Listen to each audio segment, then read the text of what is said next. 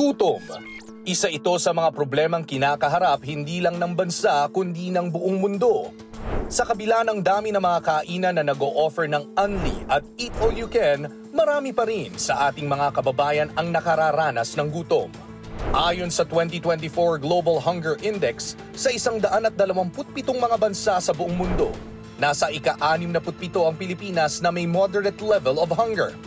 Ang score ng ating bansa na 14.4 out of 100 ay mas mababa sa global score na 18.3.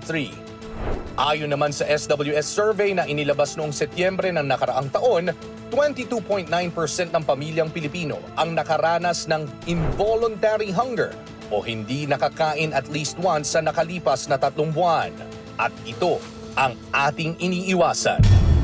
Kaya naman may mga programa ang gobyerno para masigurong ang bawat Pilipino ay merong pagkain sa bawat hapagkainan tulad na lamang ng Walang Gutom Kitchen, isang food bank na inilunsad ng DSWD.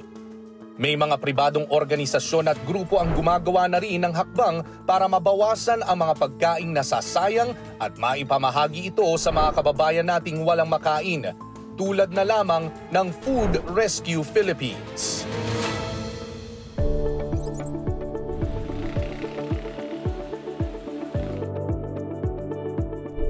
Ako si Rachel Go, 36 years old, founder ng We Care PH Charity Organization, partner ng Food Rescue Philippines.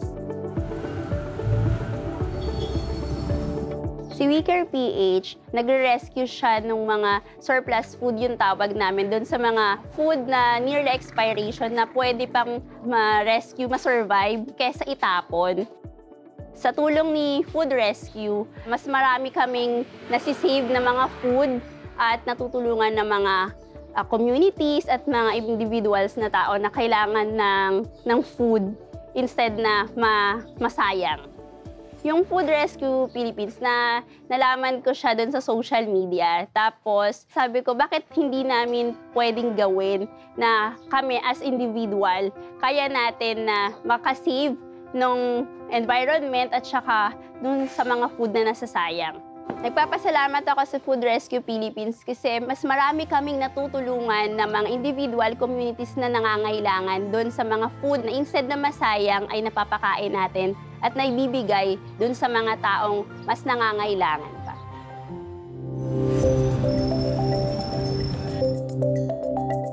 Ako si Mac Florendo, founder ng Food Rescue Philippines, also known as the Pinoy Food Rescuer.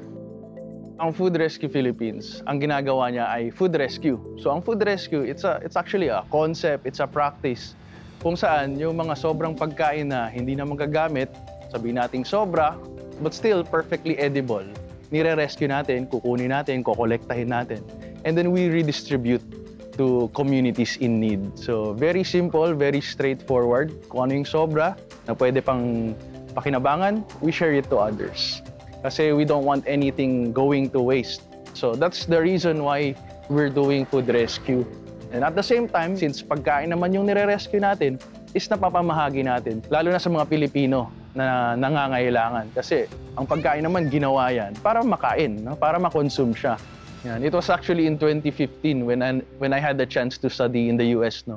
Nagkaroon ako ng scholarship, and sa Boulder, Colorado, may na-meet akong grupo. Ang tawag sa kanila, Boulder Food Rescue.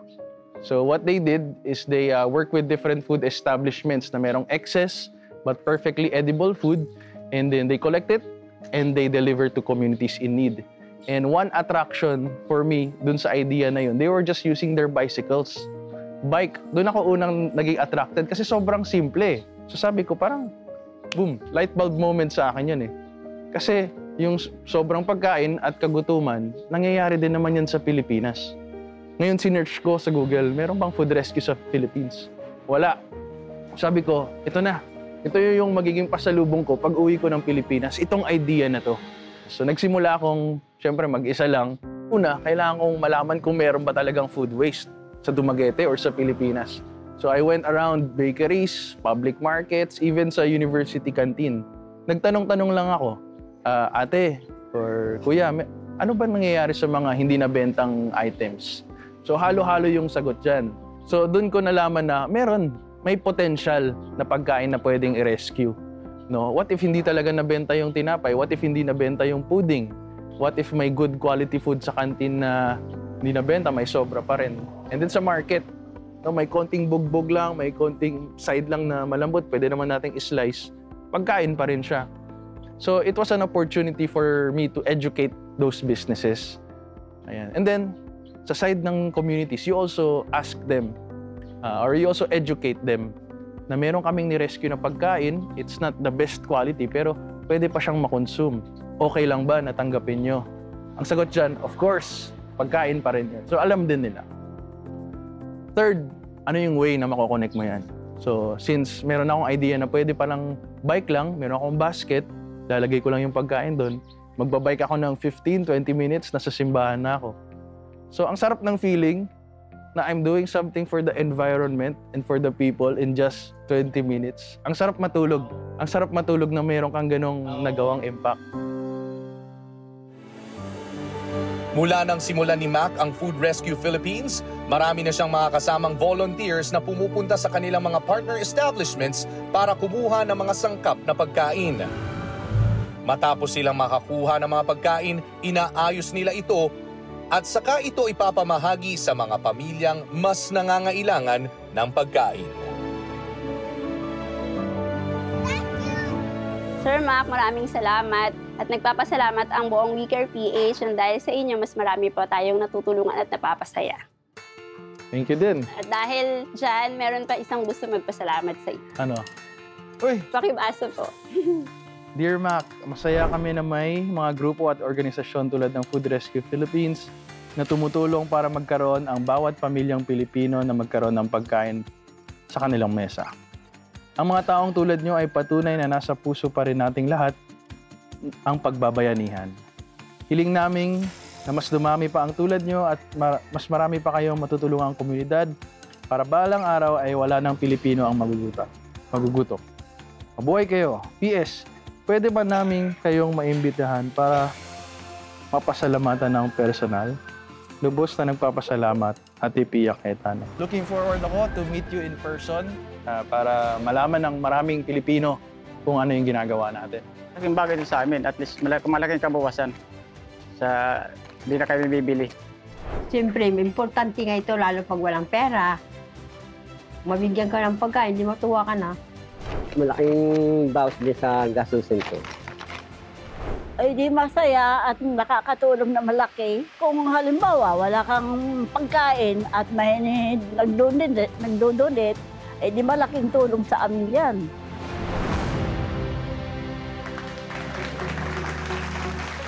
Ang saya ng ating episode ngayon ng Salamat dahil ang guest natin gumagawa ng isang bagay na ang dami-daming nakikinabang at kailangan pa rin sa bansa natin. Welcome to the show, Mac. Thank you. Maraming salamat for having me. And tulad ng nakita nyo, si Mac is the founder of Food Rescue Philippines. So, you know, many years ago, Senator na ako and Chairman of the Committee on Health in the Senate. Yung law na pinag-aaralan ko is the Food Donation Act. Yes. So I went to the US and I studied it also, just like you. And the entity na nakita kong gumagawa ng gano'n is called City Harvest. I'm familiar with their You're familiar with it? Talaga ba? Yes. So, na-meet ko yung executive director, tinur niya ako, pinakita niya yung ginagawa nila, and then I also went to one of the recipients of City Harvest. Isa siyang church na kung saan nagpapakain sila ng mga tao na talagang makikita mo na ito yung mga homeless na yun lang yung isang meal nila sa isang araw. Pero at least with that one meal, pwede silang maghanap ng trabaho or pwede nilang, kung may mga responsibilidad sila, pero a lot of them were homeless talaga. But maraming umahon sa kahirapan sa kanila dahil lang sa nabigyan sila ng pagkain. Exactly. What a wonderful project you have. And currently, ang beneficiaries mo, yun yung part na I wanna explore a little bit more. Is there a particular part ng country natin na doon ka nagbubuhos o kung saan ka abutin? So again, I cannot do this alone. Yeah. So I have to, kailangan ko lumapit sa university, no, sa social work department, kailangan ko lumapit sa LGU, sa simbahan, sa Tapos sila nag-identify for you. Mas kilala nila. Nice. Mas kilala nila. And you know what I love about yung project mo is na-recognize mo na hindi mo naman pwedeng gawin lahat, Yeah. di ba? So, imbis na ikaw na mag-isa-isa maghanap ng mga Imposible. beneficiaries, pumunta ka na dun sa mga alam mong kilala nila, ma-identify nila. Ang galing, eksakto yung sinabi mo. Yeah, kasama tayo lahat. Yeah, kasama. Yan ang, I think, best message, kasama tayong lahat. So, why don't you share your message with our viewers and tell them anything that you want to share para sila din, you know, it's the start of the year. Yes.